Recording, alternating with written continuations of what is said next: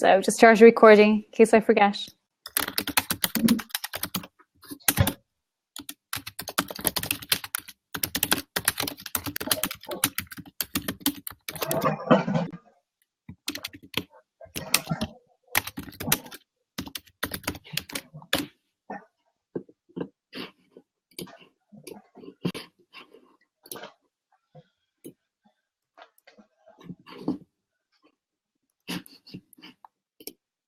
So welcome to Omar. Hi, Omar. Welcome. I believe you might have been on one of our earlier blabs, if I remember correctly. So delighted to have you here. I think you've been doing quite a number of them yourself, as I've seen quite a lot of them scheduled, and I think I've popped in and out of one or two. So welcome to our blab with Christina and Denise and I. If you would like to join us, or obviously if you want anything to contribute in the chat, we'd really, really appreciate it. So how's everyone doing this evening? We're good. I'm good anyway. Although it's Sunday. Monday's starting. Oh,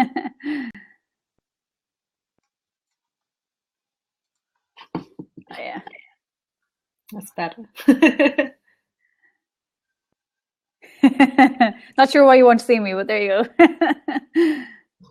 Well, I'm really relieved. We're sort of maybe I'm cursing us, but our sort of tech drama seems to have sort of everyone back.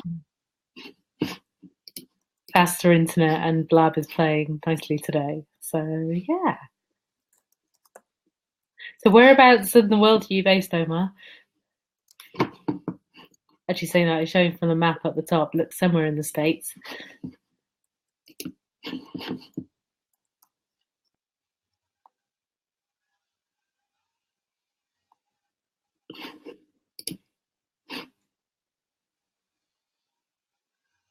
I really like actually the Blab map up in the top right hand corner. But I think this is part of what was killing it earlier this week, because it's like more server resources, but just showing where everyone's coming from. So it's pretty cool. I didn't even see that. Oh yes, yeah. Do I even have that? I'm afraid to hit any buttons in case they just disappear.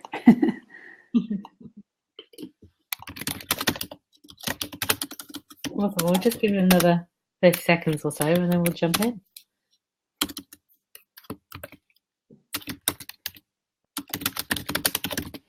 Seems really weird doing this on a Sunday. It does actually, doesn't it?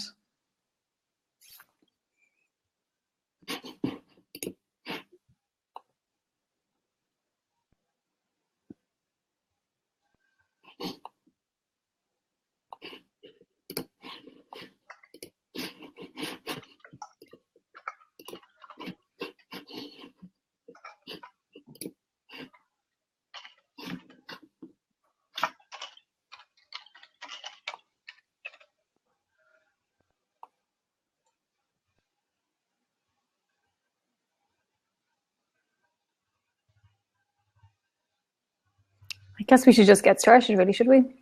Yeah, just sending it to me.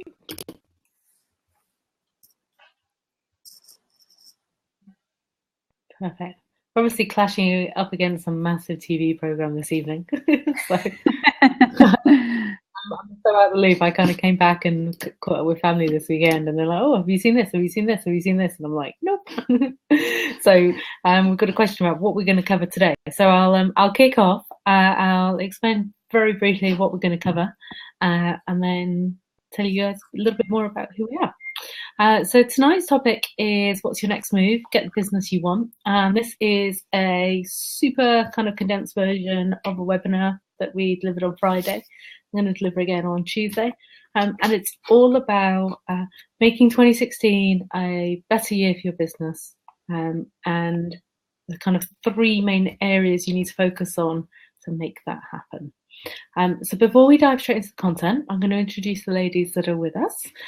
So I've got on my left Emma Darcy from Emma D Marketing, who's based over in Ireland, and Emma is a marketing strategist with a real interest and expertise in consumer psychology. She's also scarily well lettered academically. So she's got a master's in marketing and has taught on the MBA course at the University of Limerick. So she is ferociously smart, but it also comes with a real practical kind of bent. She's not just been in academia; she's worked in a lot of industries. And actually, I think probably the most notable is working at Lidl, the international supermarket chain, which I think is a really, especially that's such a sort of low margin, high turnover. It's not a sort of glossy. No. No. Definitely not. And I would imagine it's a pretty tough place to work in the marketing department because they expect, return on investment in sort of pounds or euros in their bank accounts and don't really give much of a crap about things like increasing brand awareness. Well, it's funny actually, Christina. I was in the buying department. Like they had the marketing, advertising, kind of everything in together, stock control, and the door was locked. Actually, so we were the only department that you had to swipe to get in and out. Like you literally couldn't get into the building or into our section of the building unless you had either a proper swipe card or you had the code. And one of the reasons for that was because we had all the contracts for all of the suppliers. So yeah, it was very how would you say? Yes, you had to be careful what you said and who you spoke to, basically. Fab. Well, I've got on. Well, I don't know actually if we're all in the same order for everyone, but you're on the bottom left hand side for me is Denise Willier from denisewillier.com and best year ever. Denise is another super smart cookie. These two really are my sort of business weapons. Denise's background is very corporate. So she was CEO for a number of years at a large UK charity, which was much larger by the time she'd left. She's also got a string of letters after her name, and she studied at Cranfield, which is one of the UK's most prestigious business schools. And has got a really, really diverse background. She would never call herself first and foremost a marketer, but if I need advice pretty much on any business topic, she's one of the first people I call. So Denise has had is now working one-on-one with entrepreneurs, sort of finally sort of uncuffed herself from the corporate world and has seen some really, really spectacular results in 2015. And she's going to share a little bit tonight about some other stuff she's been doing with her clients, which normally you'd have to spend a lot of money and work one-on-one with her to find out about. And then myself, so I'm Christina Jones. I'm based in the UK and I run a digital marketing agency that specialises in the equestrian industry, which is fab because I'm still pony mad and have been ever since I was a little girl. So this thing Emma and I have in common, very expensive habits, which means hence why we're in business. So, and I've also got 3 different e-commerce businesses. So I've been selling online since 2001, which pretty much now makes me almost an OAP of the e-commerce industry. And what I really like is this kind of digital marketing suits me because it's such a fast changing industry. And because I've got my own businesses as well, it means that I can kind of use them as a bit of a test lab before I kind of force new things onto clients. And so the 3 of us, we met back at the sort of early 2015. I think Emma and I were partnered up as sort of accountability buddies in an online program, which Denise was doing as well. Denise, I ended up randomly at a large business event in London with, I don't know, I think there were 200 or 300 business women there. And very randomly, I ended up just sat next to her. And we've got on like a house on fire ever since. This year we've sort of formalised our relationship. So 2015 was about using each other very much as sort of sounding boards for our own businesses and just being just there really as kind of really supportive. Whereas 2016 we're collaborating in a slightly more official way on a program called the Winners Enclosure, which is a 12-month mastermind program. And Denise is going to tell you guys a little bit more about that. But if anyone's interested immediately, if you could just pop the sign up link somewhere in the chat box. You both look like you're studying hard there. I am studying hard.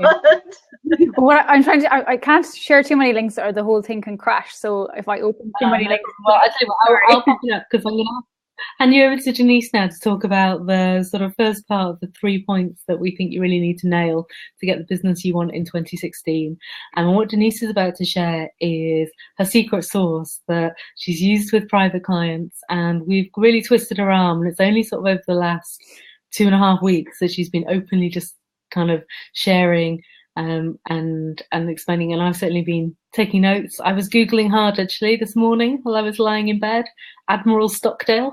So because my Sunday morning is that rock and roll. Like military strategy. So I'll hand you over to Denise, who's going to kind of kick things off. So thank you, Christina. So Christina's explained that my background is as a CEO, and previously, so my total experience in the corporate world is probably 25 years at senior management level, including the 8 years of hard labour that I did as a CEO. And so that means I have a very broad experience across all aspects of running a business, because you can't be a CEO without mastering and getting to grips with all aspects of running a business. And so my role was very much about the business strategy, about financial management. It was also very much around managing risk, which I don't hear talked about a lot in the entrepreneurial space, but I think it is something that is important to consider, about managing performance, which in the context of the entrepreneurial space, I just talk about knowing your key metrics, basically knowing what in the corporate world is called your key performance indicators. And then I got involved with other things like building strategic partnerships, doing a lot of product development, a lot of different marketing activities, not online, but very much offline. So I did a lot of PR, and my plan for 2016 includes doing more PR work as well. And then because I led and developed staff teams, some of which were up to 140 people, I also have very, very significant HR experience as well. So what that means is that there's really very few problems in business that I haven't encountered, and I must have made every mistake that there is in the book. And then then after a while of running a business as a CEO, I always knew I wasn't really cut out for working for anybody. And so it was a question of when I was going to sort of bite the bullet and take that next big step, which was to run my own business. And so I've been running this business consulting and coaching practice here in London, which I've called Best Year Ever, for the past couple of years now.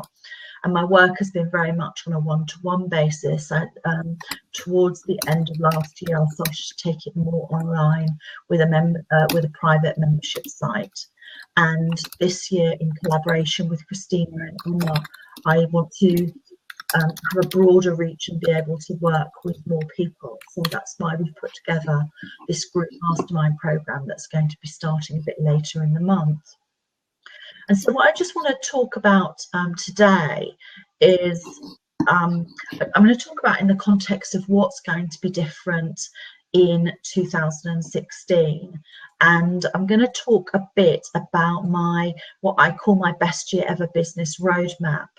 So these are basically the very simple principles that I use for running my business, that I used when I was a CEO, and which I use when I'm coaching my clients. And just so that you've got a bit of an idea of the sort of results that I get with my clients. So those are all of my clients in the last 12 months have at least doubled their turnover, and some have trebled and quadrupled their turnover. If their turnover was less than 100,000, then their return on investment with me was 30 times. If it was over that but less than 250,000, then it was around 40 times.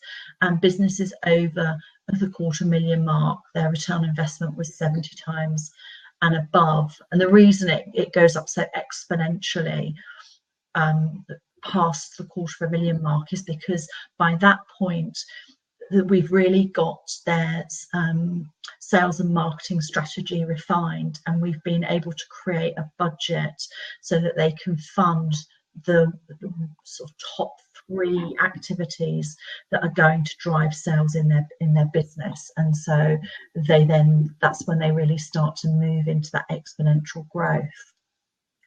And so as you can imagine, as a CEO, you're trying to keep lots and lots of plates spinning all of the time. There's always endless demands on your time. I was very lucky. I had very good PAs during that time who shielded me away from a lot of that stuff. But you're always dealing with a variety of different complex situations, both in terms of relationships that and projects you're involved. I was involved with sort of outside of the business. Particularly was pitching for new business, pitching for new funding, but also within the business as well. And so in terms of the way I ran the business, it really was actually very, very simple. And this is an area that I see a lot of business owners get very, very confused and overwhelmed with. And you know, what I'm going to share with you, in lots of ways, I don't think it's rocket science or anything, but it's the roadmap that I used to run. I used to run all of my businesses. So there's 6 kind of key parts to this. And so the first is that periodically, so monthly, quarterly, and annually, I take time to take stock of exactly where I am now. Now, the degree to which I do that, the depth, you know, I go into real depth as part of my annual review. I don't go quite as deep on my quarterly reviews and a bit less deep in my monthly reviews, but I have 4 key exercises that I have done that help me to understand and know exactly where my business is at. So I've got a set of 9 questions that I ask as part of a business review. So these are questions that I ask on an annual basis, but that I just keep an eye on my answers and what I want to be different during the coming year when I do my sort of interim reviews. Something called a SWOT analysis, which is a very easy, simple exercise to do. It doesn't take too long, but it's where you look at the internal strengths and weaknesses of your business, and then you also look outside of your business to look at your opportunities and threats. And then an analysis that's called a pest analysis. So you're looking at the external environment that you're working in to understand, are there any political or economic or sociological or technological changes that are happening outside in that outside world that could have an impact on your business, for the good or for the better. And obviously we've got a lot of different forms of technology coming on board, lots of opportunities in terms of digital marketing. So if you've been on any of our blabs before, you'll have heard Christina in particular talk about how video is going to be really, really huge in 2016. So it's looking at the external environment to see what's going on and how that impacts on the business in a positive or a negative way. And then the final exercise is something called Porter's 5 Forces, which is basically evaluating your competition and what your competition are doing. And so that taking stock of where you are now and looking at what I often call the brutal reality of your business really kind of forms the foundation of my business roadmap. And then the next stage is quite simply to set your course. So you've got your answers from all of those different exercises.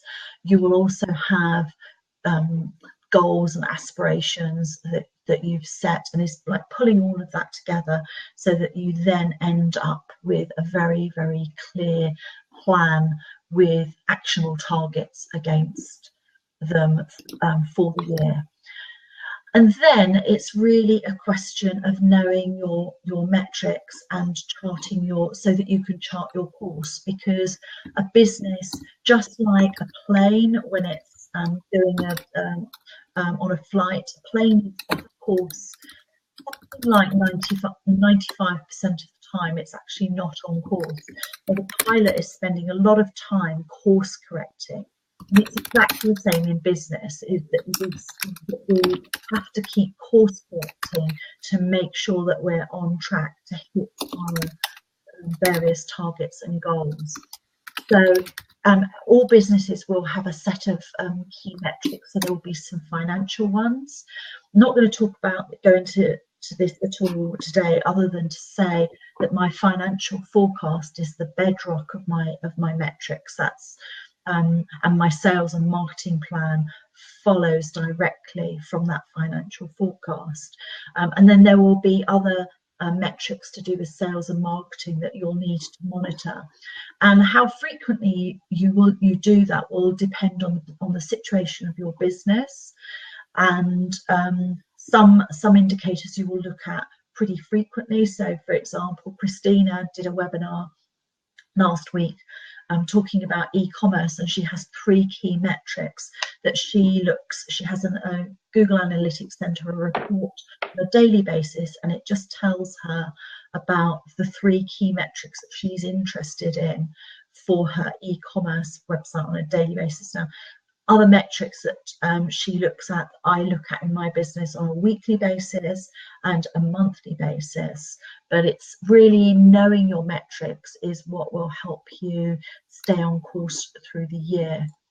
And then it's really a question of marketing, and then selling. And a common mistake that I find that businesses make is they just don't do enough marketing, and they give up way too early, because they've got to a point where they're kind of like, I've done so much, I've been giving it my all, I'm not seeing the results that I want to, and they get disheartened. And what you have to understand with marketing is that it's at the point that you think, that you're fed up hearing your own voice, if you like, that people in the outside world are starting to take notice of you, and that's why you have to push through. So on one level, we've been really going for it in terms of doing blabs in particular, and webinars as well over the last few weeks, and this is way more than I would ever normally do. So on one level, I'm out of my comfort zone, but I know that it's really important in terms of us getting the word out there about our Winners in Closure Mastermind group, that we've just got to keep on and just be really consistent about it. So that's my kind of 4th rule. And then my 5th is very much around going back to taking time out for regular reviews, which I talked about earlier on, so that you then take a kind of helicopter view of your business and evaluate exactly what's going on, and really sort of do some deeper thinking about your business, and take the time to course correct, and if something isn't working well, to really evaluate and analyze why that is, and then take whatever action is needed to change things up. And then and then once it's a question of you've got your course and your direction really clearly set out, you know exactly the targets that you need to hit, it's then just a question of getting your head down and then just running for it, and just shooting for your goals, and not allowing yourself to be distracted by anything else that's going on around you, and being just really super focused. So one of the things that I've done, really made sure I've done, is scale down who I listen to in the business world, and whose advice I take, because I don't need to be distracted with all of that stuff going on. I mean, I have a very good business background anyway, so I'm able to solve a lot of problems myself. But there's certain areas of business that are much newer to me, and so I've been very selective about who I follow and where I go to for advice. So I've kind of really got two primary places that I go to for advice in the online marketing space. And then it's just a question of head down, get on with it, and just being super focused. And I think that's really as much as I want to say about it right now. Awesome. Well, I think it's an interesting point you're saying about sort of selective who you're listening to. I was tuning in. Anyone who follows me online knows I am a huge Gary Vaynerchuk fan, and he is doing these actually totally insane. Takes our sort of live broadcasting, and in true Gary Vee style, it's kind of times 100, because he's having film crews follow him around almost every second of his working day, and sort of turning it into like daily YouTube shows. And I was watching one, and someone asked him about if Elon Musk went into the digital agency sort of arena. So if you were pitching Elon Musk versus Gary Vaynerchuk, who did he think would win? And he turned around and said, well, me, obviously, because he's got like a scary amount of self-belief. But he was also, someone asked him if his 22-year-old self would watch his own shows if they were available then. And he's like, no, because he is so focused. He doesn't spend a lot of time listening to other people.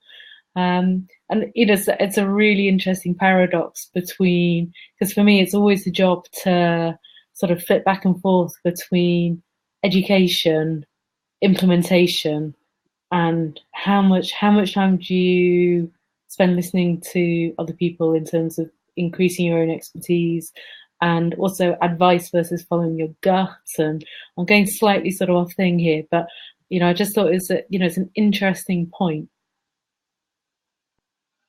For sure. You two are just looking at me like, what is she talking about? And I was like, oh no, we're not gonna have Christina drop out. Yeah, I thought that too. I thought you froze. Oh no, the tech gremlins are back. So we had a lot of tech gremlins last week. It was quite a challenge. So we had to reschedule things, and it's not quite what we wanted, but there you go. Awesome. Well, I want to cover a little bit, which is ironic actually, the topic I've been landed with tonight, because those of you who have met me in real life or have followed me online for any length of time have probably seen me ranting on and off. It's a Sunday night. I'm quite mellow, so I'm not in too much of a rant mode. But the whole sort of mindset, life coaching, etc. And New Year, we're 1 week in, and my Facebook feed is still full of things saying manifest your dream business, etc., etc., etc. And I wouldn't say completely disagree, that's perhaps too strong, but I think that the thing about mindset, most people are massively skipping by when they start talking about vision boards and all that kind of thing. And before I explain a little bit about it, I want to put it into a bit of context in terms of my sort of background and where I think I've learned some of this. So as I mentioned right at the beginning, I run a digital marketing agency, and within that specialises in the horse industry. So I'm lucky enough to have a number of Olympians as clients. And if anyone knows anything about the horse world, you are relying on keeping two athletes injury free, one of which has got a very small brain compared to their size and seems to specialise in spending most of their time trying to injure themselves, etc., rather than getting themselves in sort of peak position for the Olympics. And so any athlete, just as any business person, has got to be incredibly resilient. I would say that I think actually some of the the horse riders are some of the toughest because of the sort of mental strains that they have to go through in terms of the roller coaster. And also physically, it's a really, they have a high level of injury, and they're quite often getting sort of fired off at 30 miles an hour into rock hard ground. And yeah, they're kind of tough cookies. And so, but they all admit that really the kind of two parts of what makes them great athletes is one, it's kind of talent, physical ability, etc. But mindset is vital, partly because, again, if you don't know anything about horses, they're prey animals. So in the wild, they are hunted, and they would be, so they're quite. They're sort of quite flighty. Well, they're flight animals. So their reaction when they see something they don't like is to freak out and run at high speed in the opposite direction.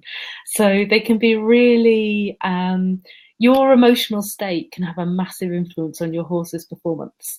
So if you look at that book, The Inner Game of Tennis, which talks all about the importance of a mental state of a tennis player, and if you start tightening up, you quite often see their serves suddenly start, going to pieces, etc. In the final at Wimbledon, someone like Andy Murray will do 2 double faults in a row, which is almost unheard of. But your tennis racket doesn't start getting nervous too just because you're getting nervous. So in the horse world, it just compounds it, and it just gets worse and worse. So they end up having to be very, very mentally calm, mentally tough. And I think this really applies to business people. And beyond keeping a sort of very resilient mental state, the other thing that I think Olympic athletes have is tremendous work ethic. They're looking at, we're kind of coming up at the moment into a really, certainly again in my industry, it's a little bit like football season. So that the transfer window for horse sales closes on the 15th of January. There's lots of very expensive horse deals going on all around the world. But in reality, a lot of people we had the last Olympic Games were in London, and you got to sort of September 2012, 2 weeks after the closing ceremony, and they're sitting down writing their plan for the 2016 Games. So Denise has already talked about sort of long-term planning in business and how you need to be looking ahead. And that is all, whatever your goal is, whether it's as exciting as something like, kind of the business equivalent of the Olympics, it is in reality, for all the glory, 4 years of very steady, very potentially dull, quite often painful training. And I think that's how any sort of business is. Now, the other thing that the Olympic athletes would have is they don't do it alone. So they spend a lot of time hanging out with each other, partly because no one else has such crazy lifestyles. So, they tend to be on circuits, whatever sport they're in, whether they be rowers. Rowers, incredibly antisocial lifestyle. They would have no friends if they weren't friends with other rowers because of their training regimes. The same, skiers, whatever, they're in strange parts of the world, doing strange training regimes, and they really bond because it's very hard for people outside of sport to understand. And personally, I think it can be really difficult for people outside business to understand. I'm lucky I've got a lot of entrepreneurs in my family. They all still think I'm a little bit weird. So it's great to get on the phone with people like Emma and Denise when you're having problems, whether that be things to do with suppliers, things to do with staff, whatever the issue is, when you need to sort of vent, get it off your chest so that the next morning you're back, you can just bring your best to the table. And that's really then my kind of final point about mindset is who you hang out with. It's really, really important. And, all three of us are in, Denise and I are both in the UK, but Emma's in a different country. Last week I was in a different country as well. Emma and I both live in fairly rural areas, and it can get very, very samey. You can see a lot of the same people every day, or you're dealing with customers all day long. And it's really nice to be able to hop onto Skype and just kind of let off steam, sort out your business issues, and work and kind of hang out with people. And just one final thing about that is that as well as having this sort of close confidence, I always try and focus on making sure that whatever sort of groups I'm mixing in online, I always try and be like the little baby minnow in the group, because there's not much learning to be had when you're the sort of big dog hanging out. It's good for marketing yourself, and it's good for working with customers, clients, etc. But to be really pushing yourself and really learning, you need to keep on taking yourself. So if you've got I'm gonna kind of straight into life coach territory here. If you've got a 6-figure business that you'd like to be a 7-figure business, or if you've got a startup that you'd like to get to profitability, or if you've just got an idea that you actually want to get off the ground, you need to be making sure that you're spending time with people who are a step ahead of you. Because as Denise has already alluded to, there are so many mistakes to make in business. And I think I've made even more of them than her. We might have to have a little competition one day. Get a private Skype chat going on rather than Blab. Get some wine and we'll share it. Perhaps we'll do it on Blab actually. Our business shame, biggest mistakes we've ever made, and some of those would certainly be shortcutted if I'd got better advice earlier on in my career. That's probably my biggest regret, is not spending more time and money to kind of shortcut some of the cock-ups over the years. So, is this you laughing at me or laughing because you agree, Emma? Oh, I'm laughing at you. Of course, nothing ever happened to me ever. How could you doubt me, Emma's like the business goddess. Nothing ever goes wrong. Of course, yeah. Can't you tell? She's just always firing at all cylinders. I got my Oshis this evening, just to keep me going. So very important. Well, you see, this is where you should be giving up this image of how everything is totally effortless, and at this point you should have some sort of homemade I ate that earlier. That you whipped up in between with clients, the immaculate house, and live streaming. But you see, I don't want to upset people too much. You have to be part of the people as well, so that's important too. Well, before I hand you over, we've got a question here, which is a really good one. So I hope that's flagged up. Let me bring it up so everyone can see. Good question, Daniel. You ladies think of this. So do you think there's too much business advice, a series of doing things out there that confuse new business? I'll let the other two go first, because I think I've probably got a very I'm going to try not to swear too much. I'm going to let those two answer first. Well, I think of a more diplomatic way of answering.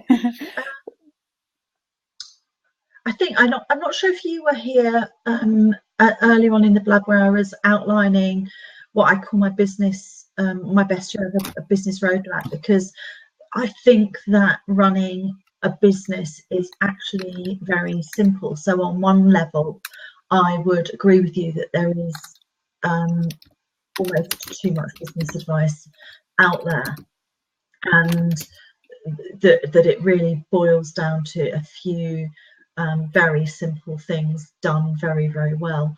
That said, those few very, very simple things that I outlined are not easy to do well. So when it comes to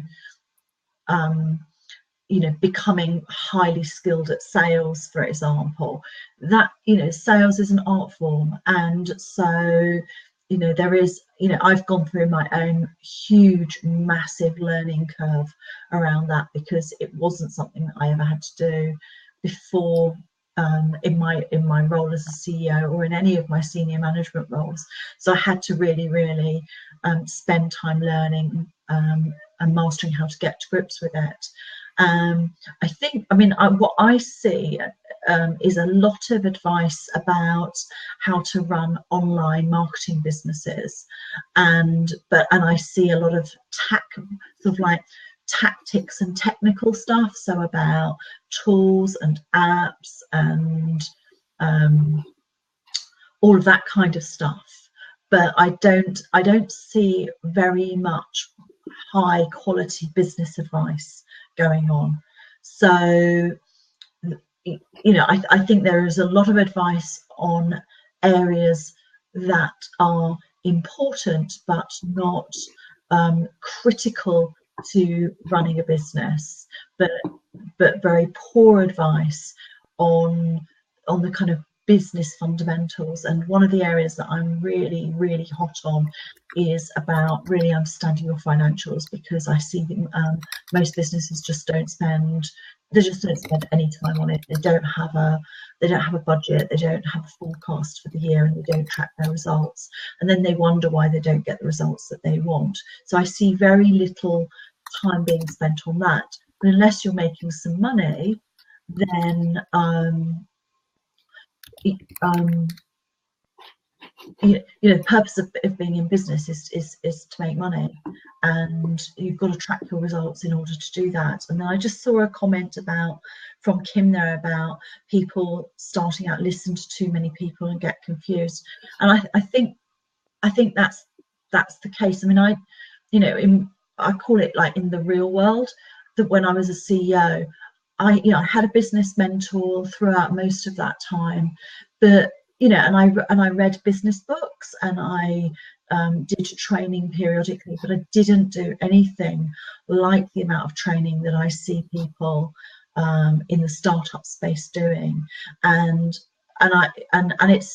it's difficult because it's working out who are those few people that who share really, really good information and content, but that are also growing and developing themselves so that they've got useful information to share with you. I don't know, what do you think, Emma, on that subject? Yeah, well, I think there's a couple of things there. First of all, there is lots of good advice and indeed poor advice. I think the thing is, every business is different. And I think, it depends, first of all, on who's giving the advice. Are they actually qualified to give it to you? Like, for example, a lot of your family and friends, or, just people around you, it seems like when you go into business, you could sit in the doctor's waiting room and everybody's got an opinion about what you should do and all the rest of it. It's probably the same in a way if you're a footballer or, kind of in sport as well, as everyone's on the sidelines. They're not actually in the game. So it's very easy to give advice because, of course, inherently it doesn't actually affect you. So I think there's a couple of things there. I think, if you're asking for advice, first of all, the person giving the advice needs to be very au fait with what your business actually is, in terms of the financials, the marketing, what you've done to date, and equally, what are your business objectives going forward. Like Denise has just said, there's a lot of business advice floating out there, and I'm sure lots of people are doing their best to give good quality advice. However, there is none of this one size fits all. There is an element of that, particularly in the online world, where, like Christina was mentioning, 6 figures, can you reach 6 figures or 7 figures or whatnot? And they have the blueprint or the 7 steps to achieving 6 figures and all the rest of it. However, it's not that simple. Every business, every person is different. So I think you have to take it on a case by case situation. So I think if you're taking business advice, you've got to be circumspect. And I think Kim was mentioning there, if you're a startup in particular, it can be quite overwhelming because you are getting advice from all quarters. So that's, again, going back to the idea where you need to get good quality business advice. So like Denise is saying, if you've got a mentor or somebody that can help you, that is, first of all, qualified, but equally, secondly, is very au fait and up to date with what your business is, the market, everything like that, they're better placed to advise you than somebody sitting in the doctor's waiting room, or even some people that are good business advisors. They need to be au fait with what your business is and what your objectives are, and indeed, if you've any historical data, they need to be aware of that in order to give you good business advice. So I think, just for me, you need to be circumspect. I think people do try and help you. Like Denise is saying, startups nowadays are trying to learn a lot, but really what they're learning is the tools of the trade. They're not necessarily learning how to be in business. So, like, for example, they're learning how to create a website. They're learning how to do social media. They're learning all of these elements of business that in effect are tools of the trade. They're not actually the whole idea of business itself. So I think it's important, I suppose I would just advise people really to go to somebody that's really good, that has a good track record, and equally knows, or that you can sit down and talk to them about your business for an hour or so and get good solid advice. The other advice that you're getting, obviously you can take stuff on board, but you've probably got to filter out some of it in terms of, okay, the other person just may not understand your business, or whatever the case is. So just filter that out. Go to somebody that can help you and that knows your business and is prepared to sit down with you. And, if you've got to pay for it, I think I'd rather pay for it and be advised well than just to get random business advice from different people. And the other thing is, Christina just made a point there, is you can go around getting all this advice, and that's a form of procrastination. And what I'm going to be talking about in a few minutes is about action. So implementation is key. And sometimes you need to get moving forward, and you can ask all the business advice in the world, but you've got to take action as well. And that's important as well. So hope that answers your question, Daniel. Yeah, and I think there's a really interesting point that Kim's just raised in the comments, and I think there's also a difference between sort of like strategy and tactics, and where you need sort of specific industry knowledge. So first of all, I would say Facebook especially is completely awash with people who failed at whatever it is they were doing and have reinvented themselves as coaches. And you know, what are you talking about? and there are, there's different business sectors. So here I've got a digital marketing agency, so services based, e-commerce businesses and wholesale. So they're three really different business models, and massively different profit margins in the three sort of different segments. And it would be far easier to turn around, and I suppose the other thing is people throwing out sort of top line figures of, the six figures, blah, blah, blah. What they don't tell you is they spent, they made $100,000, but they spent $90,000 on Facebook ads telling you that they made $100,000 and all that kind of. So it's just bullshit, basically. And the whole coaching pyramid scheme of misleading, Christine. Yeah, Well, I think it is. It's a giant pyramid scheme because there are people who make far more money by teaching other coaches how to make six figures when they've never made that themselves doing the actual coaching. So it all goes back to the sort of practical experience. But before I go completely off tangent and offend every life coach in the universe, Kim's point about the sort of industry specifics. So Kim and I are both in the horse industry. I'd say Denise, Denise actually now probably knows far more about the horse industry than she ever wanted to know, because I never shut up about it. But if you kind of sit Denise down to work on the financials for any business in the land, she might ask you some really tricky questions that she expects the answers for, about things like your profit margins, your average sale, sort of how often your customers make repeat purchases with you, etc., because she needs that information. But the sort of theory of cash flow projections, and if you want to increase your business, if you want to double your business in a year, whether that's because you're a fisherman you're looking for cod in Alaska, or whether you're a life coach in Paris, the kind of financial strategies that underpin that are the same. Mm-hmm. You then get into industry specific knowledge, because Denise might say, at this point, you need to go and work with a digital marketing expert. She might say you need to go and find yourself someone to help you with PR. And I think PR is a great example, because a PR in the fashion industry is probably going to be really, really crap at being, helping you out with PR in the horse industry, and vice versa.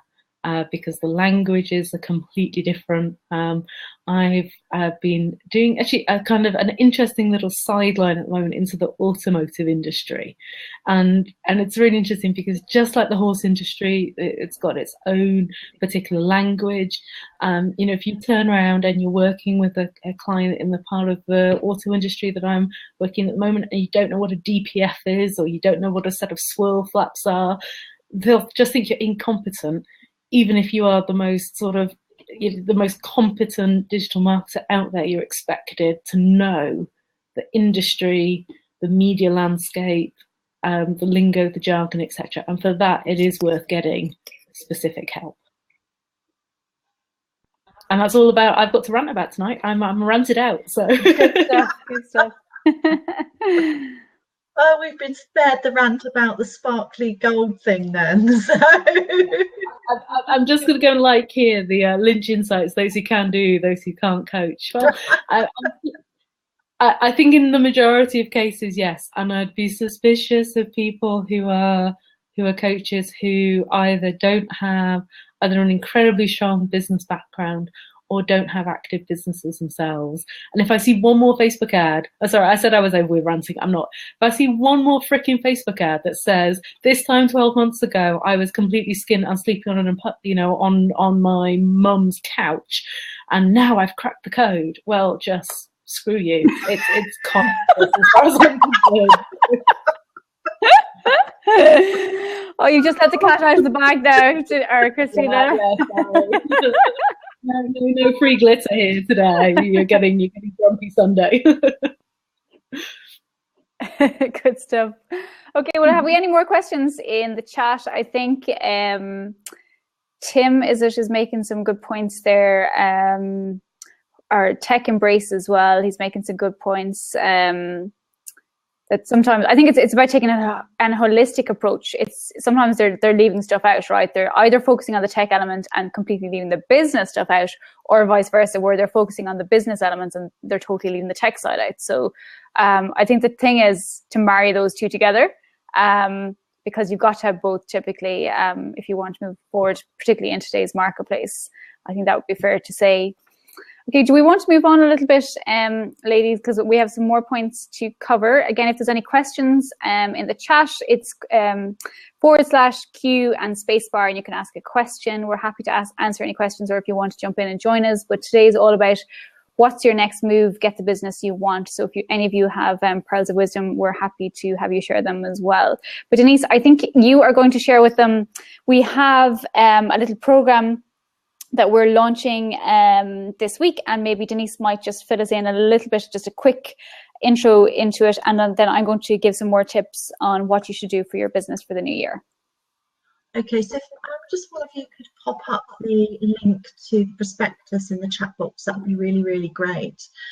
So Christina mentioned at the beginning of the blab that the three of us have kind of been collaborating and working together, and that in 2016 what we've decided to do is to take that a step further and formalize it and work together on a mastermind group.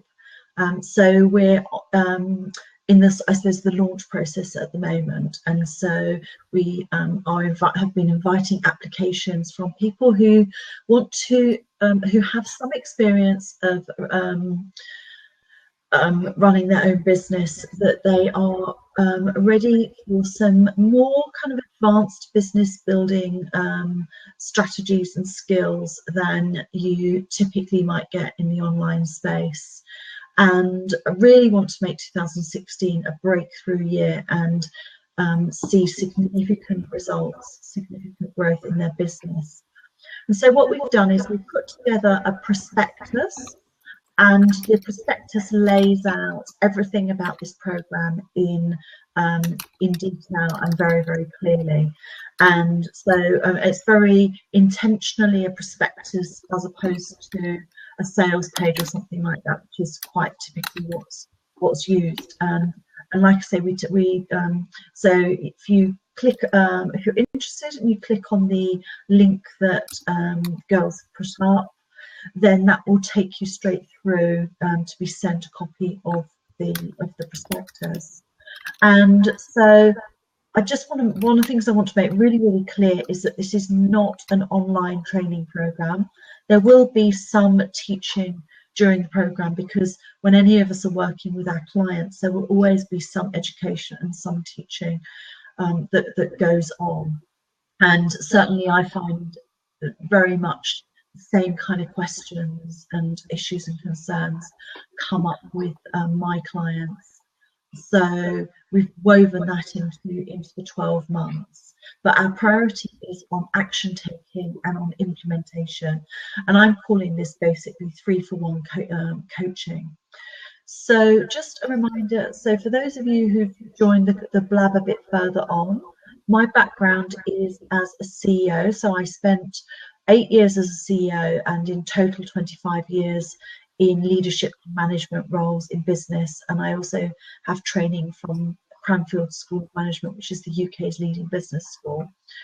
Emma has worked across a variety of industries in sales and marketing, but also has a lot of experience of logistics as well. And she worked for the German retail giant Lidl, which I think I've got the right way of saying it now. Yeah, I'll prepare you both. Yeah, I have A-level in German, so I should always have been able to say the title properly, but it's not what anyone around here calls it. So, but she also has a master's degree in marketing, and she was a digital advisor to an MBA program over in Ireland. And then Christina brings a wealth of experience in the digital marketing and e-commerce space. So she has her own digital marketing agency, which specialises in the equestrian industry, although she has clients from other industries too. But she also has 3 e-commerce businesses as well. So she very much practices what she preaches on her business, on her e-commerce sites, and then applies the testing and the learning that she's done in her own businesses to the work with her digital marketing agency.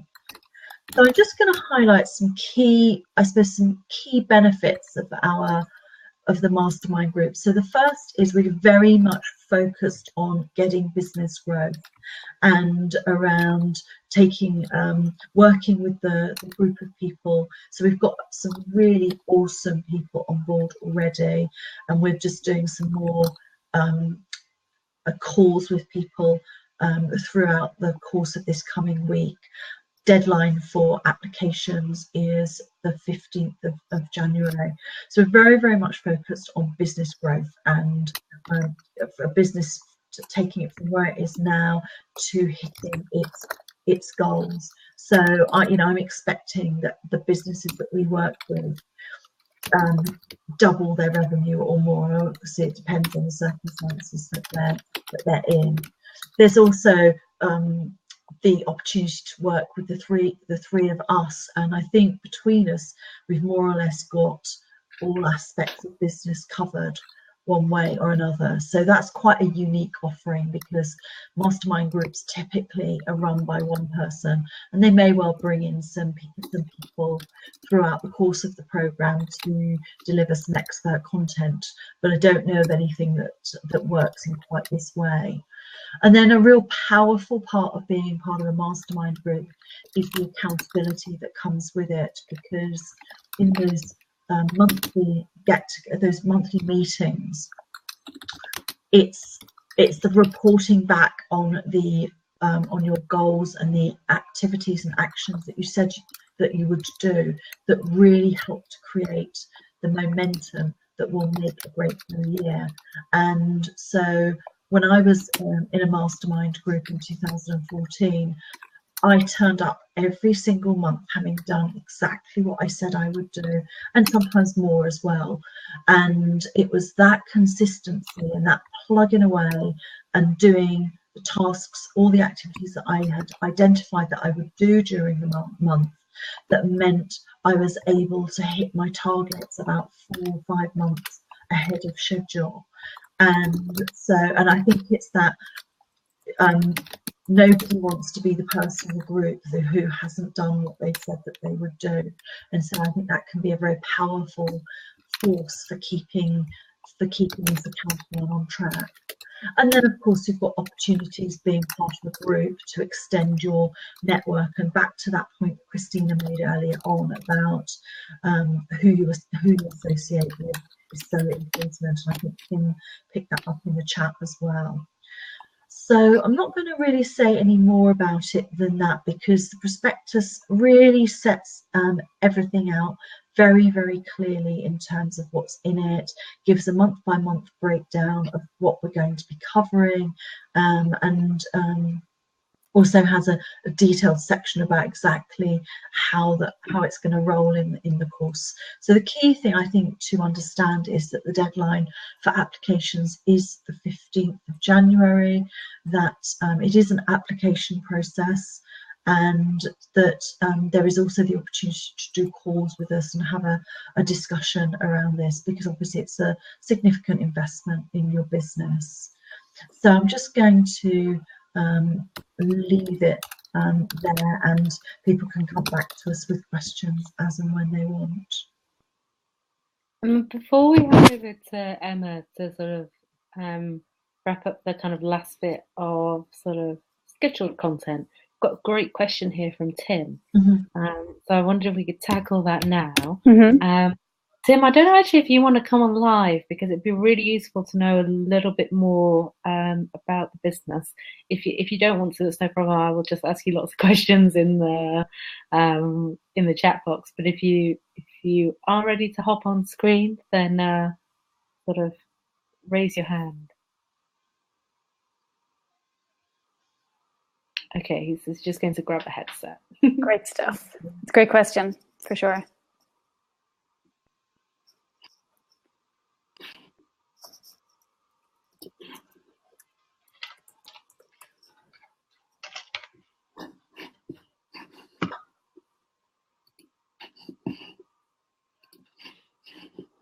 So, and I think actually just while Tim's sorting out his headset, Chuck had said, really a great, kind of very, very straightforward bit of advice is, and sometimes the danger with sort of kind of things like you always mentioned is you can get really sort of bogged down, and sometimes the simple stuff is best. So let's see where we are. Hi Tim, thanks for joining us. Hello. Hi Tim. Sorry, I'm in the car, so that's okay. I have no tripod. I'm just trying to prop it against the steering wheel. It's okay. We had somebody in bed last week, so being in the car is okay. a little bit. Oh, I can't go sideways. All right. Yeah. Yeah, it made for some really lively conversation in the chat. That one did. Just tell us you're not actually driving, that you pulled over. No, that's a good. No, I am. I'm just waiting. One of my sons is in a program called School of Rock, so I can basically either I can drive back and forth across town, or I can just sit and get some work done and have blab up and kind of kill the time that way. Where are you calling in from, Tim? Connecticut. Okay, cool. Oh, nice part of the world. Yeah, it's nice and warm today. It's on my 2016 places to visit list. So. Oh, I'm sorry. So you said you've clearly done really well with your marketing because you've got a healthy pipeline.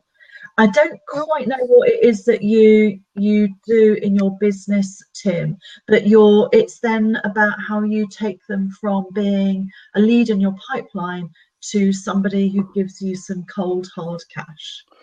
Right, and that has been our challenge. So I've been working this startup now for a year, and we have gotten we're in the B2B space. So we're basically what we do. You guys are familiar with Fitbit? Oh yeah. Okay. Yeah. So what we do is our solution is Fitbit for the cloud. So we monitor enterprise SaaS solutions, Salesforce, for example.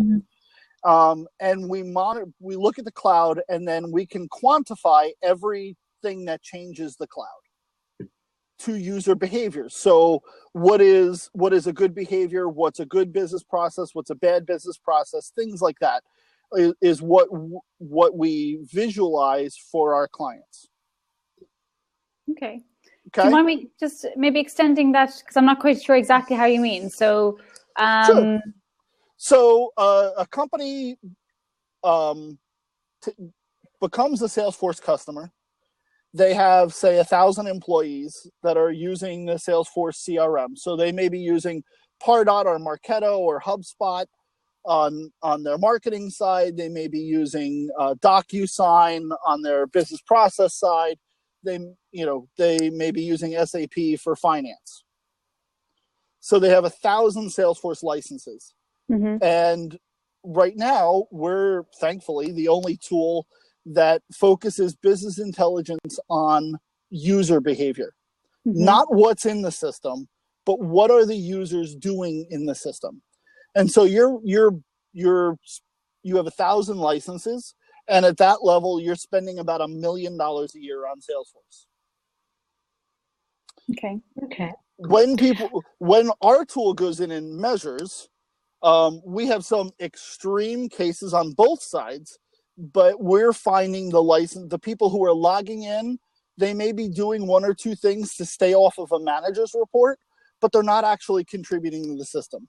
We find sales teams where 80% of the sales team aren't even logging into the system, mm-hmm. or they're logging in only before a quarterly report is pulled.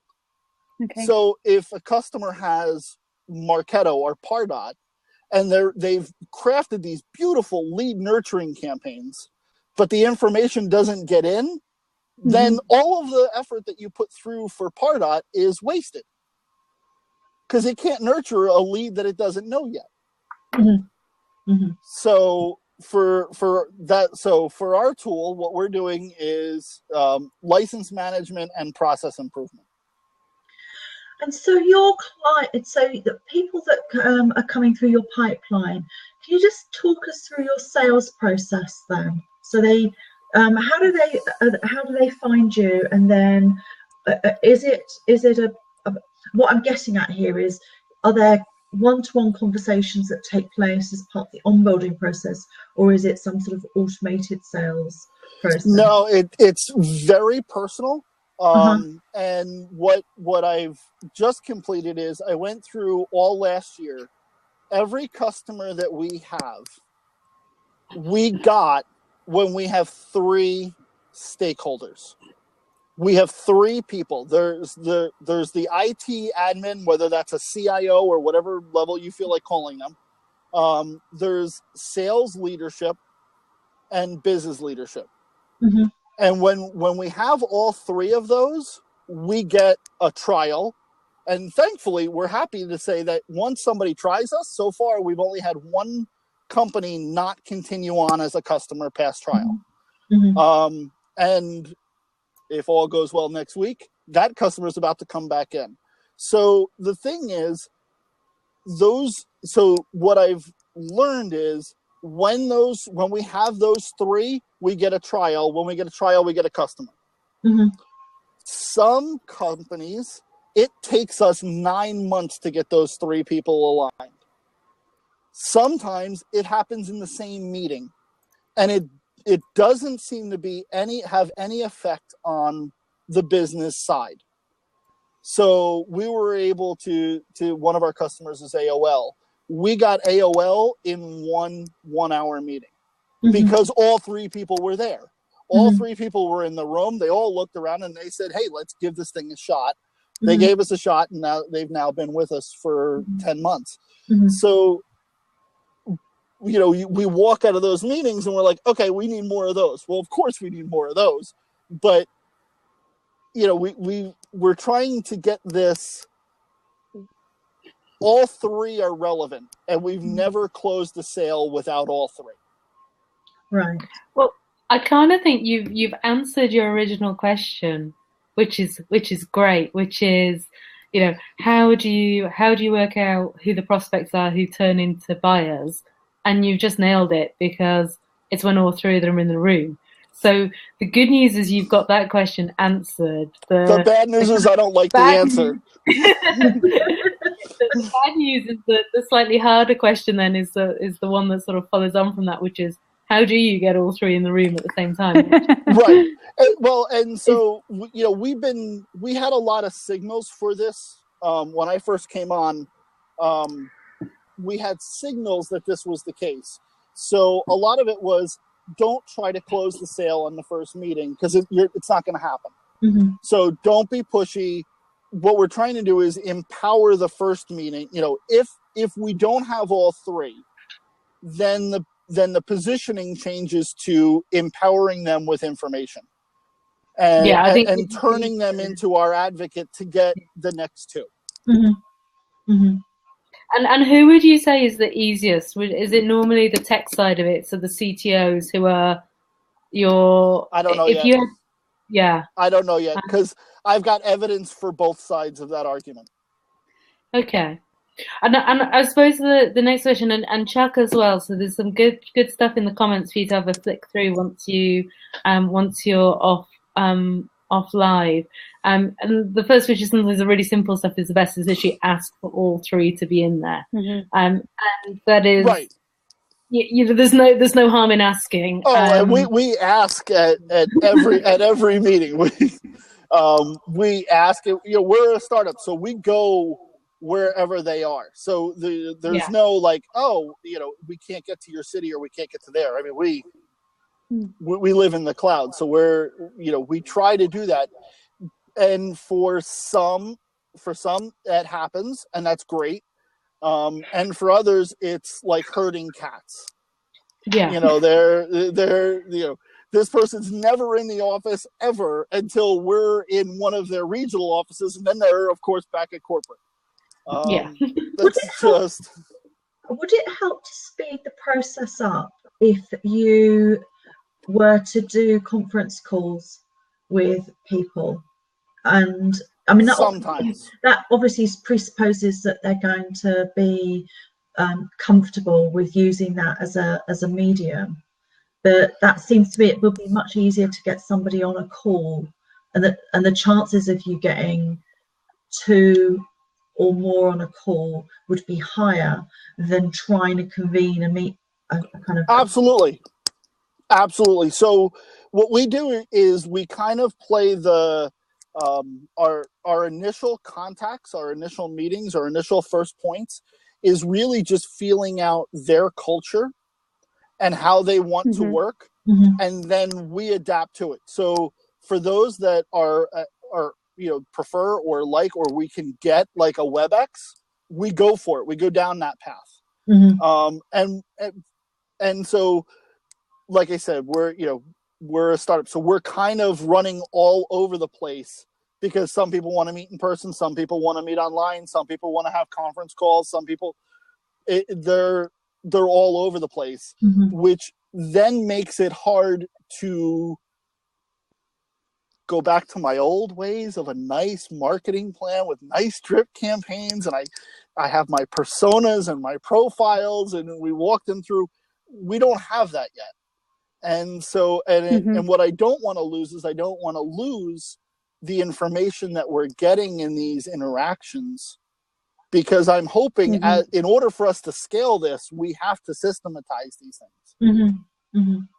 I would not worry too much right now about the systemization, and I would say that the tech community is really, to me, it's a really unique one because people are generally really, really nice and massively helpful. So yes. I'm in Bristol here in the UK, so we're about 90 minutes by train outside of London, and it's the second biggest tech community in the UK, and it's one of the most significant in Europe for gaming especially, and virtual reality. And it's amazed me, it actually freaked me out to start with, because you expect people, at networking stuff, to be quite me, and people to be, especially when you're kind of chasing down investors, that other startups are technically kind of competition, especially if you do like pitch contests, but everyone has been massively helpful.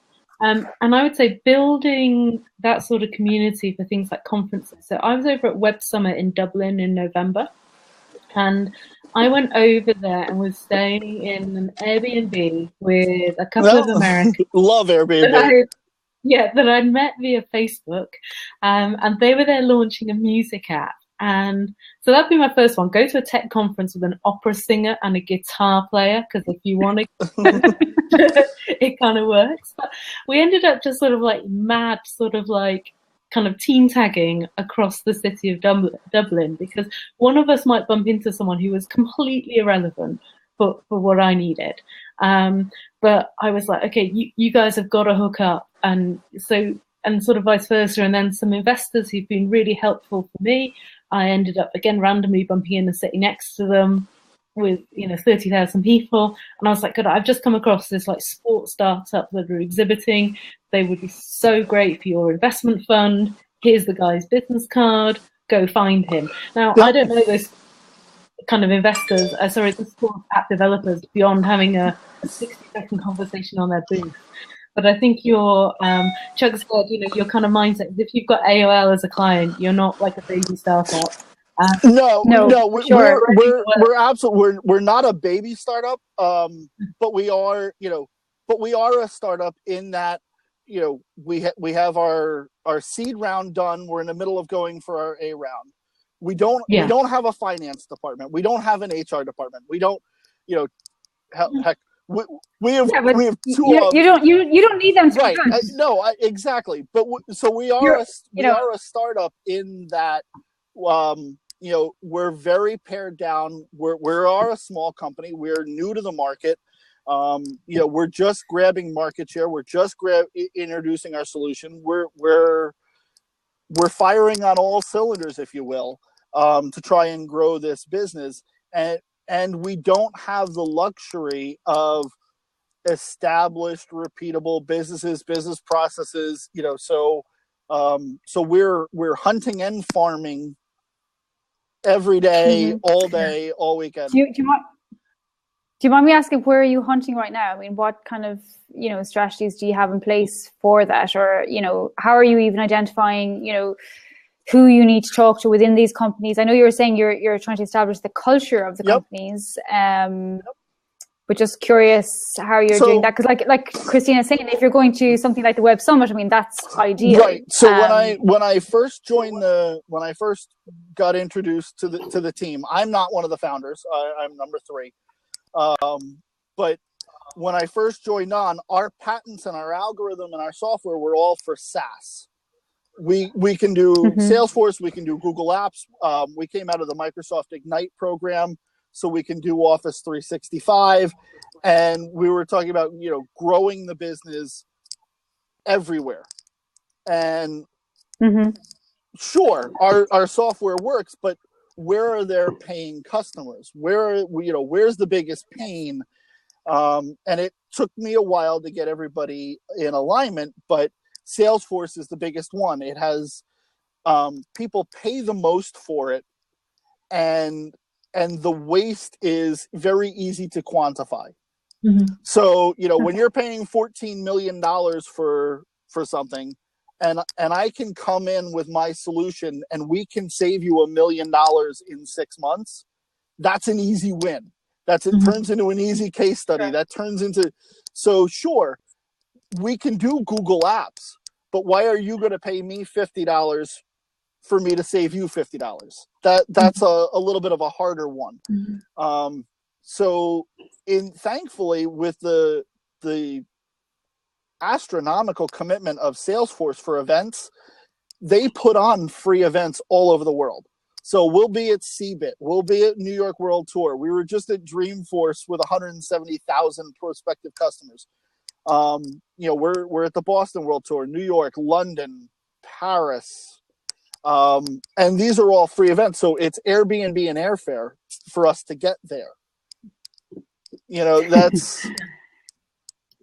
And can I just ask you, when you're doing all this, like, it strikes me you need some PR as well. I mean, like, in terms of being this new kid on the block. So you're the go-to people. Right. So when do you turn on PR? I'd do it when you've got some results from AOL that you can talk about, because if you've got a client at that level that that's a recognizable name, and if they are happy to so do it before, so bring PR in before the case to actually and that was one of the things that I was thinking is, do I engage? So here's a perfect question for you. In February, I have a commitment from the Associated Press to do, because we've been working with them, to do a case study and put their name on it. So do I engage the PR agency now so that they actually are the ones who write the case study and all the press information for us? Well, I think basically you've got to be prepared, don't you? So you've got to decide like how you're going to do it. So in terms of like whether it's like if it's February, I think you need to start doing that, because you've got to map out what you need to do. And I think it's important that you look at 2 aspects. First of all, you've got the offline, looking at PR, like you're looking at magazines, papers, like, whatever relationships you've built up, particularly if you've got any connections with Silicon Valley, or if the particular institutions, like I'm based in Ireland and we have what we call Silicon Republic. They're trying to attract people like, say, like a San Fran idea. And there's a core group there that will help to market your business for free. So if you can build out relationships with people like that over the next month, The other thing to look at as well is like obviously you're online in terms of your social media, particularly Twitter. There's a lot of journalists on Twitter. And if you start building connections with them over the next month, it's not a big ask then to say, hey guys, you know, you can ask them to retweet but you've got to do these collectively. Right. So it's kind of like what Denise is saying, when you got the results and then collectively, like you literally have like a PR campaign where it feels like you are this awesome company that, you know, is just landed and everybody's like, wow, who are they? You know, what are they? But I suppose the second part is can you cope with, you know... Yeah, I'm not worried about the coping thing until you have to cope. Is my kind of view on it. So it's PR when it takes off, it's fantastic. But until we've got a result, I wouldn't allow that. You know, I hear people sort of like, oh, what if I not to stop you, but you know. You've got to get the result first of all. I had a question is, do you go PR agency? I have a lot of great resources in my network that are ex Ogilvy people, you know, ex Y&R people, ex McGarry gals that I can get to do it on a freelance basis where it's pseudo me writing it. Or do I hire an agency? Well, it comes down to budget, doesn't it? Always. And confidence that you have. So I'm in a similar situation where I've got results with businesses that I've worked with, and I did a lot of PR in previous roles, so I get how it all works. And so I had a meeting yesterday with the person who's going to do my PR, and so that is she's a BBC journalist by background, and so she's got the list of everybody that is everybody built out and everything. And so, and the conversation that we had, which I think is applicable to you, was like, you've got to start somewhere. So if you take you've got some great results for a business, and they're happy for it to be shared because it's a good story about them as well, and a promotion about them, is that you then that forms the basis of your press release.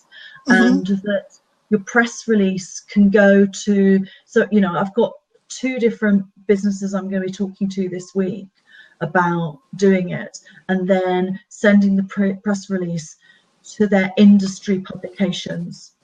I mean, I'm going to be going for some of the regional and national as well, but the chances of me getting something placed in industry press is much higher, I think, than me being able to get on the BBC just now. Right.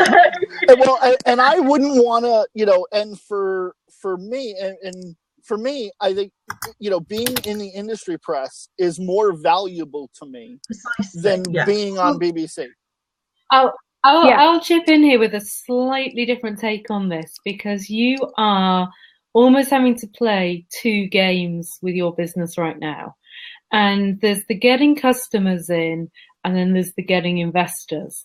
And the world at the moment of venture capital and tech startups, there's no relation at all to any sort of sensible standard business model. Yeah. And a big bit of it is, yes, your business, when you land those meetings, you're going to need a killer pitch deck. You need a business model that stands up. You need software that works. But to get those meetings in the first place, there's a degree of bullshit isn't the right word, but it's certainly a bit of bravado and, and really bigging yourselves up so that, because in some ways I've already had my little rant about pyramid schemes of coaches, but I do think there's a world of venture capital at the moment. There's a degree of the seed guys make their money when they bring in people from like A rounds, and then they're taking it through the funding round. Typically an IPO, and at every level, people are only making money as more people pile in, and everyone's convinced the business is worth more and more. And a lot of it in the tech industry bears no relation to normal business metrics. If I sat down and asked someone like Denise to value any of my businesses, they would be looking at things like revenue, number of customers, etc. All the standard stuff for us. We're still in a bubble. How long it's got to go before there's like yet another sort of crash and burn in the tech industry, who knows? But if you're out there, if you've got AOL on and they've stayed with you for months, you've got your shit sorted from that point of view. And I think you just need to go and so we've got PR if you can think of. Yeah, so we're going into 2016. We've got a few great clients, and we love them dearly, and we want to get some more. But those are the whales, and there's only so many AOLs in the world. There's only so many Johnson and Johnsons in the world. There's only so many Associated Presses in the world. We need to drive our business. You need the minnows too.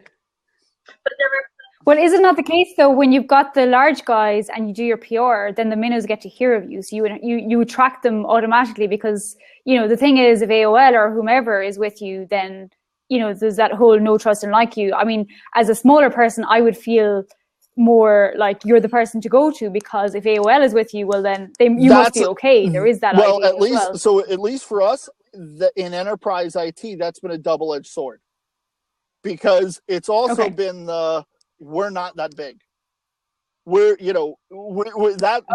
They have problems that are fun. But do you not have to have two different offerings? Do you then have to differentiate two different offerings, whereby you're catering for the smaller guy exclusively, like a VIP smaller guy package, and then you've got your big, where you're serving the bigger guy? So I think that's where you've got to do that differentiation. Right. And I think before you do your PR and whatnot, maybe you guys need to make sure you've got that ironed out, so that if I'm the minnow coming in, I'm like, okay, well, I can work with these guys too. I don't have to. You could say you've got a different team working on it, or something like that. So it's important, going back to your original question about the sales process. So you've not got a problem getting people in. You've landed some really prestige, great clients.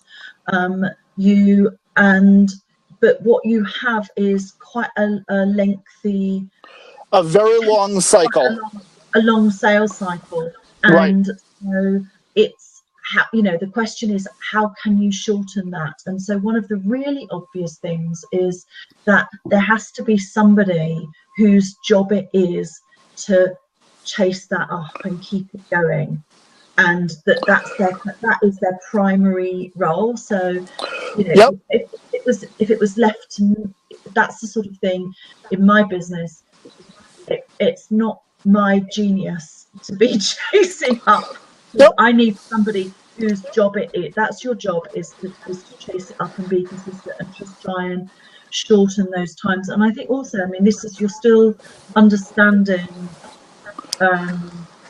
And we're still trying to figure out.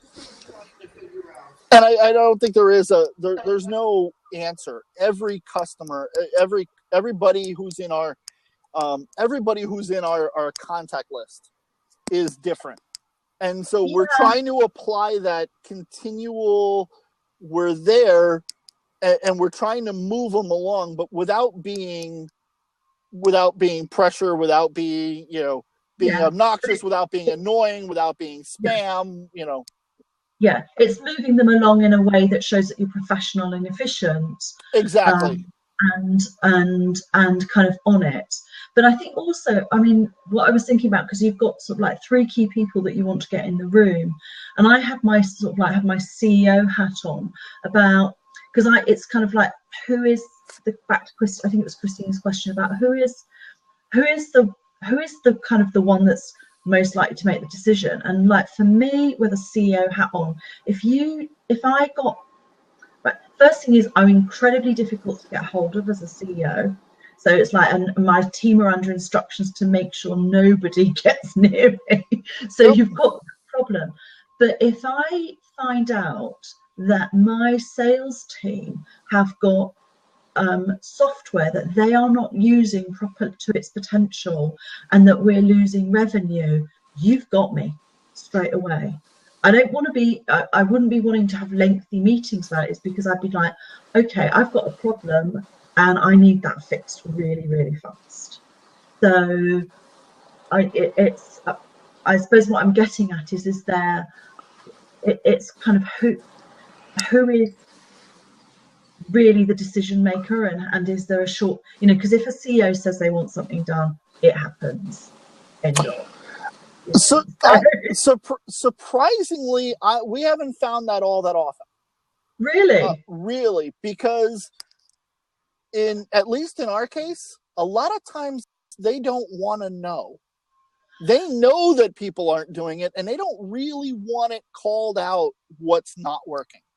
And so the CEO can say, yeah, I want every wall painted pink. And then there are ways that people will say yes and no at the same time. Mm-hmm. Absolutely, we're going to get some quotes for pink. Now, by pink, did you want how purple or how white or how light or how dark? There's ways to delay and kind of yes them without it actually taking place. Mm-hmm.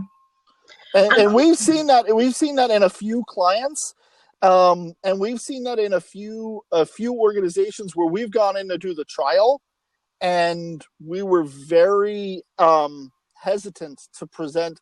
We weren't hesitant. We were very nervous in presenting the results because we can only show what is. We can't sugarcoat it.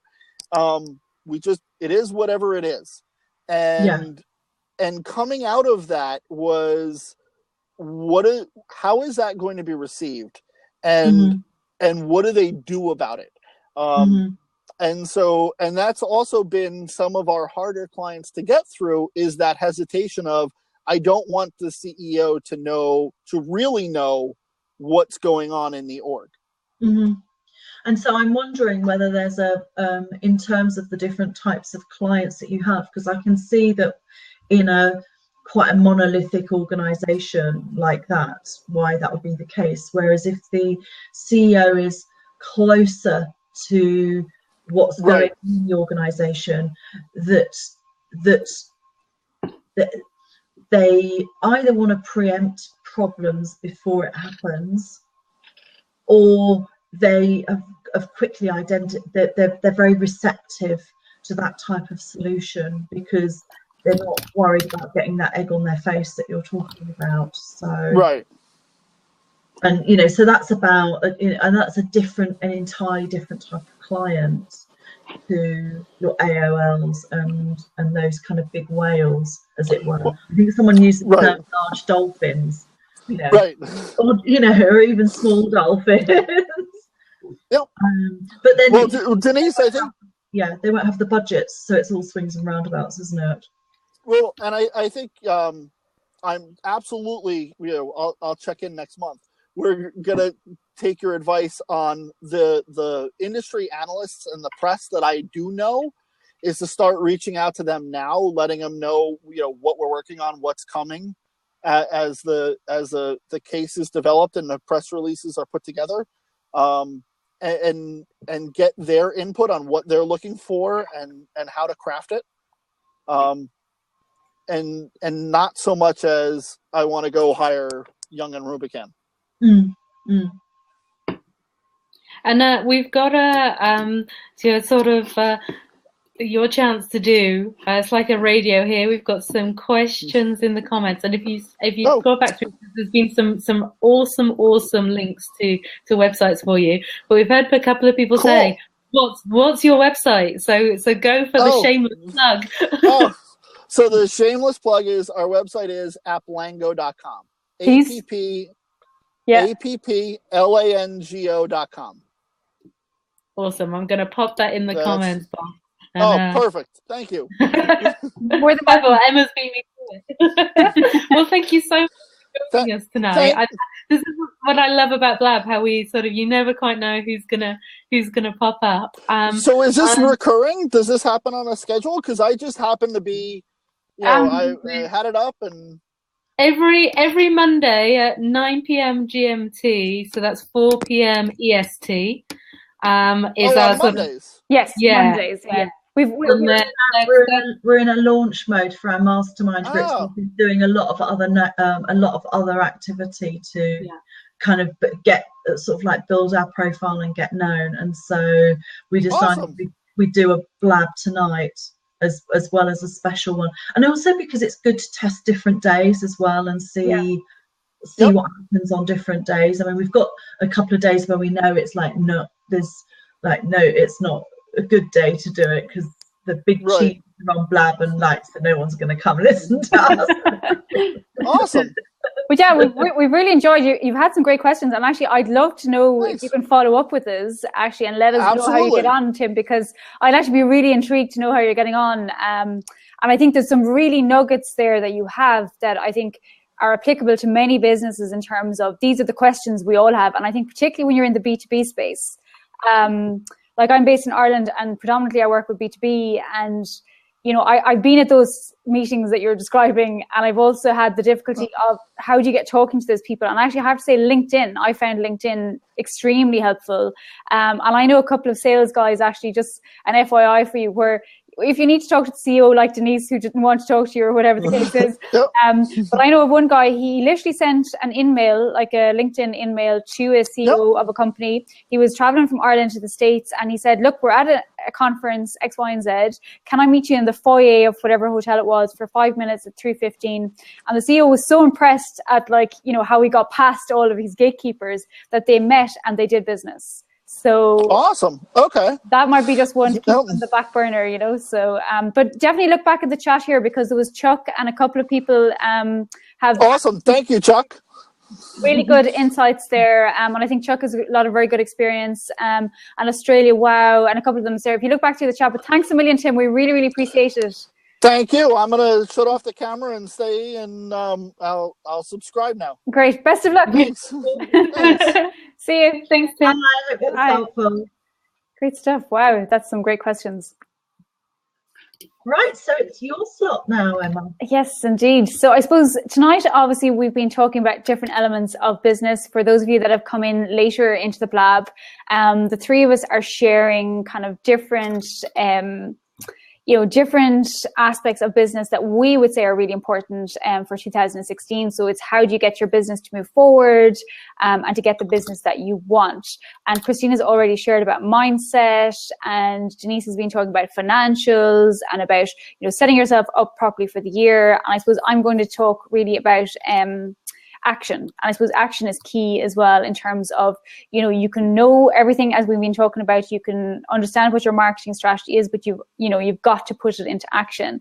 And one of the things that we spoke about, we did a webinar the other day, is putting on blinkers. So having this focus.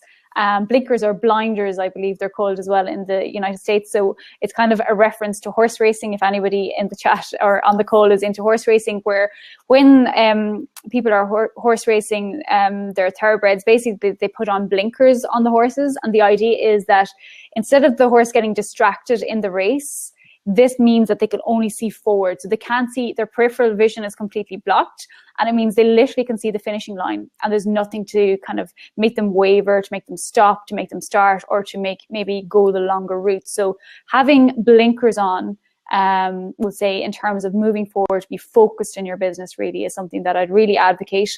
The other thing that I'd like to bring up is in terms of short-termism.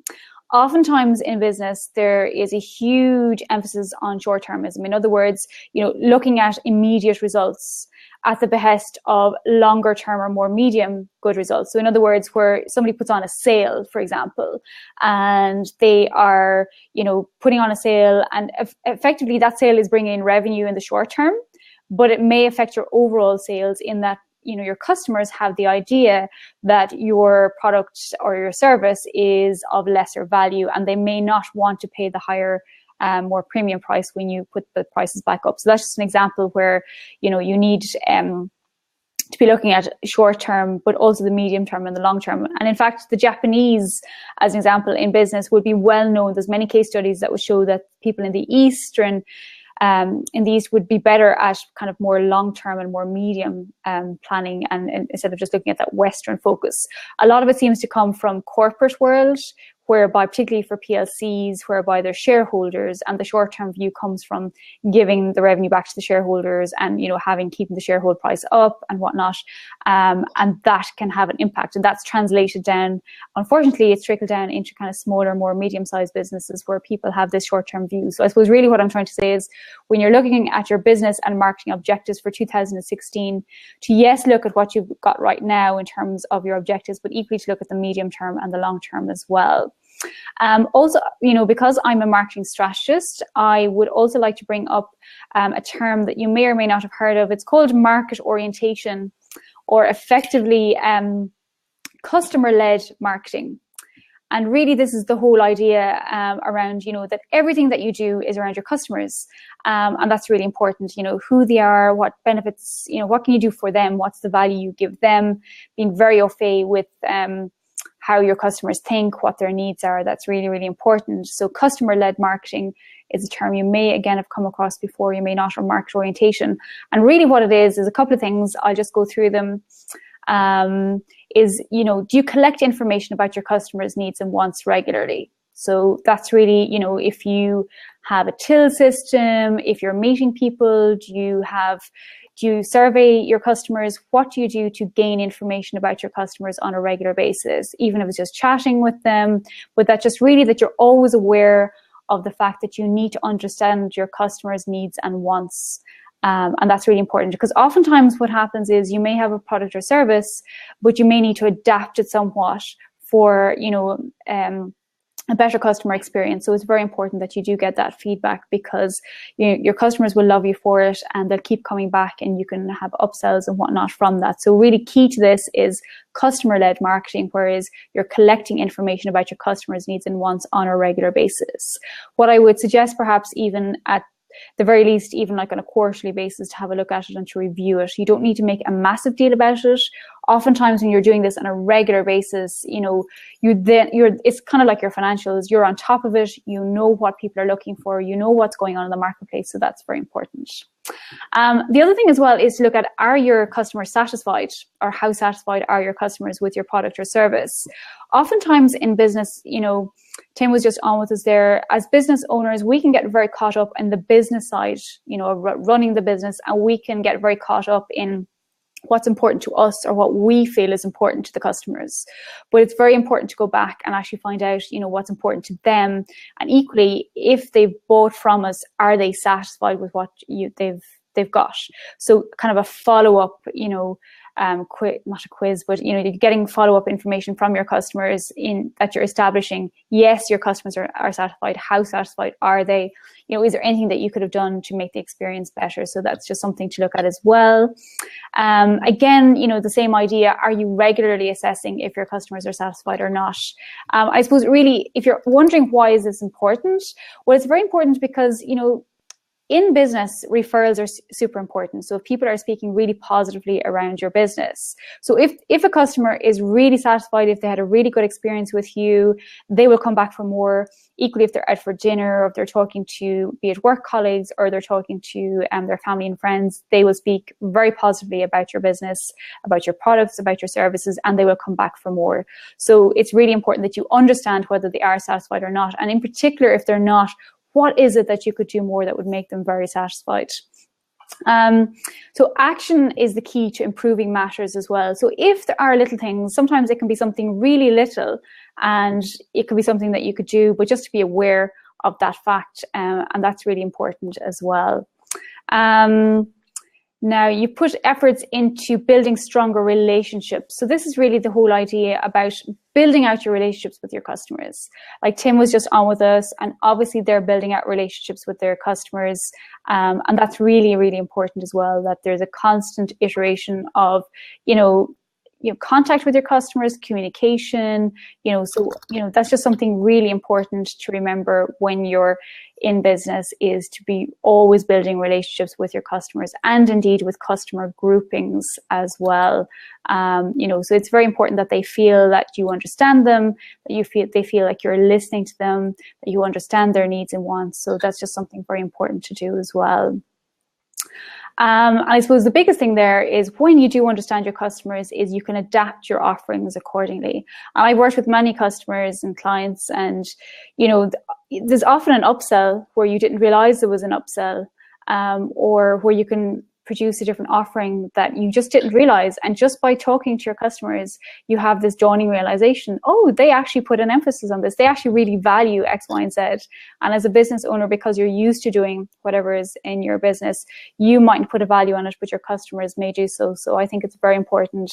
I love consumer psychology, as the ladies know, so it's one of my favorite topics. So, and so I'd be a huge advocate of it. Like, you know, when you're starting off in business, but equally, I think there's a huge lack of business owners actually focusing on their customers as, you know, 2 years and 3 years and 4 years and 5 and 10 years down the line, that you're always having that iterative process where you're regularly assessing, you know, your customers and whether you're actually delivering on what you say that you're delivering on.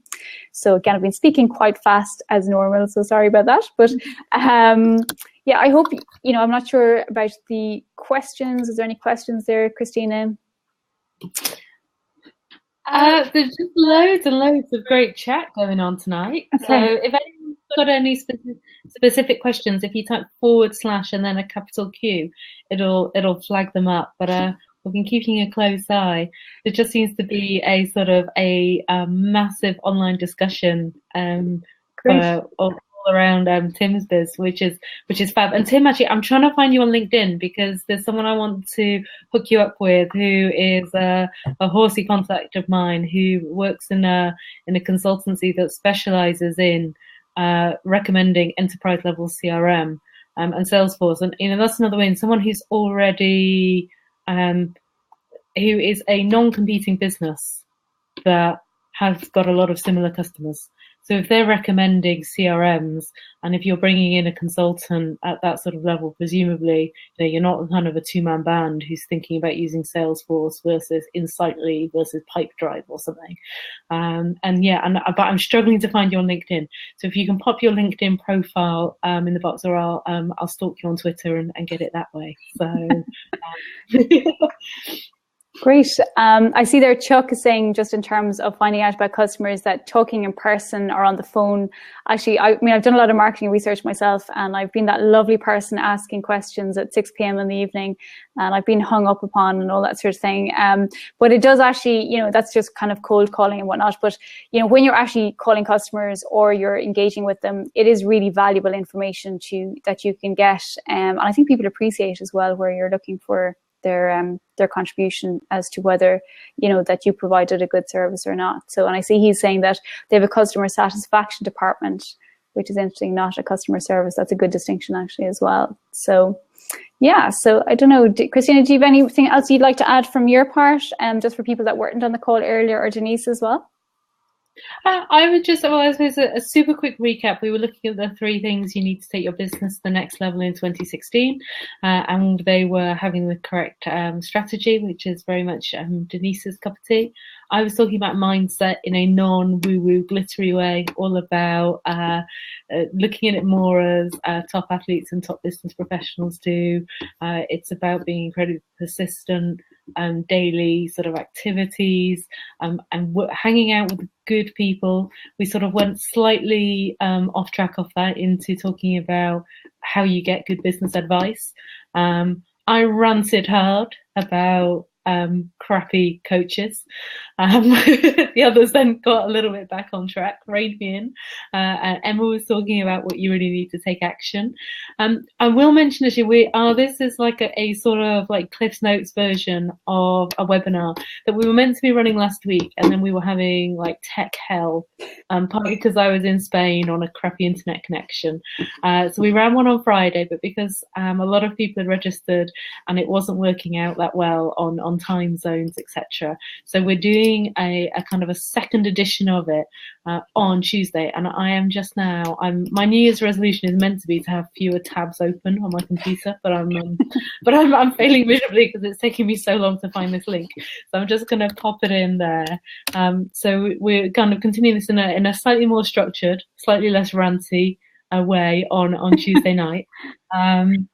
and be great to see some of you on there. Our webinars are always pretty laid back, so poor Denise has to put up with me and my mad slides. I don't think in corporate land she quite had to deal with it, so it's been a learning curve for her to deal with slightly crazy entrepreneurs. She's giving me that, oh my god, just shut up, look. As you can see, everyone, I've got to mediate between the two of them, you know. Yeah. You'll have to come on the webinar to see the one slide that I think almost gave Denise a heart attack. Actually, I need to show that slide to my daughter, who's 6, by the way, everyone. So, and I think she's going to really like it. Actually, I was just thinking that today. So, Olivia will love it. Absolutely. Yeah. I was like, what's this got to do with the topic? Did you come to any conclusion, Denise? You'll have to hop on live on Tuesday to see the slide of the decade. Tim, this will be the killer one to put in your deck to show to those VCs. And kind of discussion on with there. I'm just gonna pop up the link again to winners enclosure. So no hard sell. If you're curious, we've got a prospectus and invite you to find out a bit more. And then if it's something that sounds of interest, you can arrange to kind of speak to us in a slightly more intimate setting. And really, I just want to say thanks to everyone. Kind of Sunday night special. We'll be back on our normal, regular programming, 9 p.m. tomorrow, which is 4 p.m. EST, 1 p.m. PST. Absolutely no idea for the rest of the world. And tomorrow is all about traffic. So how to drive loads more traffic to your website in 2016 than you did in 2015. So these two get their revenge on me being a little bit disruptive in tonight's blab by asking me loads of tough questions. And I'm sort of putting my digital marketing chops on the line. So log on tomorrow night at 9 p.m. Let me find that blab link, which I'm struggling slightly. If you click on my blab profile, you can subscribe to it from that. And yeah, just want to say thanks. Yeah, indeed. Thank you, everyone. Actually, it's been great. Some great questions and great chat going on in the chat. So that's great. And thanks to Tim for joining us. Love his question. I could talk all night. I'm sure all of us could about that, because some great pearls of wisdom there that we can all learn from. So again, just thank you to everyone. I hope you can join us, as I said, on Monday night, 9 p.m. GMT time. That's where we're normally every week talking on Blab. Yeah. Big thank you from me too as well. Great stuff. So good night, everyone. Thanks so much. And we hope to see you all very soon. Have a great week. Thank you. Bye. Bye.